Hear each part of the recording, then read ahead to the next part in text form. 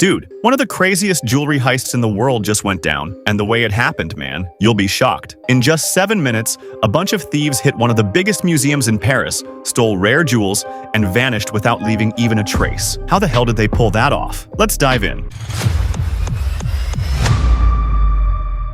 So there's this world-famous museum in Paris called the Louvre. Fun fact, that place used to be a royal palace back in the day, before the government took over and turned it into a museum. Now it's one of the most visited museums on Earth. Around 30,000 visitors every single day. And the legendary Mona Lisa painting? Yeah, that's right there. Along with treasures that belonged to Napoleon and his family. And out of nowhere, something wild happened. A massive heist. After almost a decade of peace, 4 thieves pulled off a perfect robbery in just 7 minutes. It all started on Sunday, October 19th. Normally, the museum opens around 9 a.m. At about 9:30, a truck rolls up right beside the museum. And not just any truck, this one's got an inbuilt ladder. They park it smooth near the Apollo Gallery entrance, drop the ladder, and 4 dudes climb out. They're dressed like construction workers, high-vis jackets, helmets, the whole thing. Why? Because actual renovation work had been going on there for days, so no one suspected a thing. Now listen, this ain't no movie-style heist with guns and masks. These guys came in chill, quiet, and professional. They had this small cutting tool,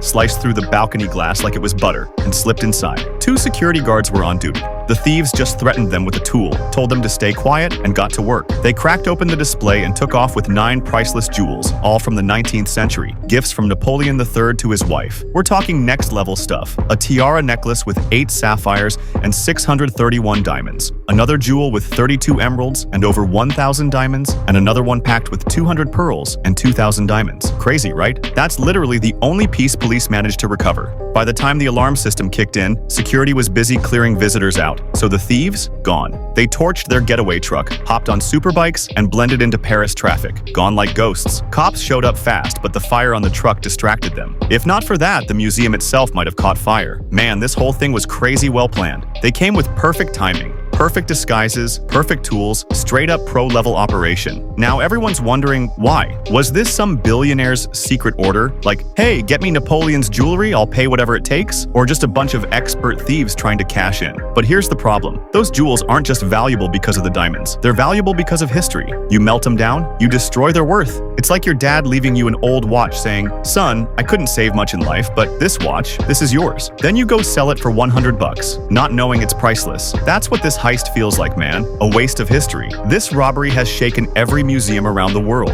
People are asking, how the hell did a world-famous museum not have enough security cameras? How does something this huge happen in broad daylight, between 9 and 9:30 a.m.? They stole 8 jewels clean. The 9th, a crown, slipped and hit the floor. That crown had 8 golden eagles, 56 emeralds, and more than 1,000 diamonds. The only reason they didn't take it, it fell, got a little damaged, and they didn't have time. Right after the incident, the Louvre shut down and put out a board saying, museum closed until further notice. Tourists who came from other countries were shocked, some even laughing nervously, saying things like, good thing we came today or we'd have missed it tomorrow. Thankfully, they didn't touch the Mona Lisa. They couldn't even get close. That painting now has its own secure chamber. If they had stolen that, oh man, the world would have lost its mind. Now the investigation's massive. Over 60 investigators checking every CCTV frame. But experts are convinced this was pre-planned by professionals. Someone knew exactly which jewels were in room 705, knew the guard schedule, and knew where there were no cameras. They came straight for it. No mistakes. They didn't even go near the Mona Lisa, just the jewels. Experts say they gotta find the jewels fast, cause once the thieves melt them down, it's over. You can't sell Napoleon's wife's jewels online, bro. Post that on eBay, and you're done. So, most likely they'll melt everything and sell the stones separately.